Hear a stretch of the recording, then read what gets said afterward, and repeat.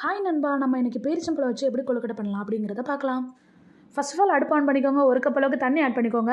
தண்ணி ஆட் பண்ணதுக்கப்புறமா பேரிச்சம்பழம் சீட்லெஸ் எடுத்து வச்சுக்கிறேன், அதையும் கூட ஆட் பண்ணிக்கோங்க.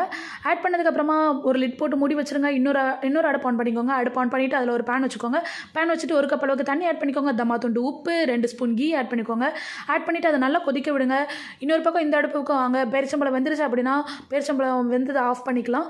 ஆஃப் பண்ணிவிட்டு நம்ம தனியாக வந்து ஒரு கப் அளவுக்கு மாவு எடுத்து வச்சுருக்கிறோம், அரிசி மாவு. அதை வந்து இந்த கொதிக்கிற தண்ணியில் போட்டு நல்லா மிக்ஸ் பண்ணிக்கோங்க.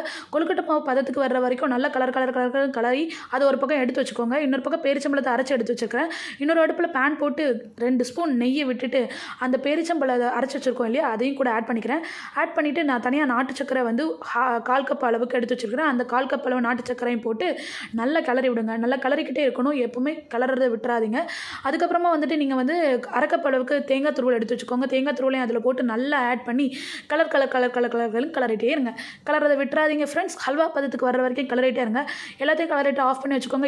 அப்புறமா இட்லி சட்டி எடுத்துக்கோங்க. இட்லி சட்டி எடுத்துகிட்டு உங்களுக்கு தேவையான ஷேப்பில் அரிசி மாவு வச்சுட்டு அதுக்குள்ளே இந்த பூர்ணத்தை வைக்கிறீங்க. பூர்ணத்தை வச்சுட்டு உங்களுக்கான ஷேப்பை எடுத்துக்கிட்டு இட்லி கொப்பரையில் வச்சு அவிச்சு எடுத்திங்கன்னா சுவையான பேரிச்சம்பழ கொழுக்கட்டை ரெடி. ஆக்சுவலி இது வந்து ரொம்ப ஸ்வீட்டாகவும் ரொம்ப சாஃப்டாகவும் இருந்துச்சு. இந்த டிஷ் பண்ணுறதுக்கு இந்த திங்ஸ் எல்லாம் தான் தேவைப்பட்டுச்சு. கண்டிப்பாக ஹோப் யூ கைஸ் லைக். உங்களுக்கு பிடிச்சிருந்தா என்னோட சேனல் சப்ஸ்கிரைப் பண்ணுங்கள். மறக்காமல் லைக் பண்ணுங்கள். உங்களோட ஃப்ரெண்ட்ஸுக்கும் ஷேர் பண்ணுங்கள். தேங்க்யூ கைஸ், பாய்.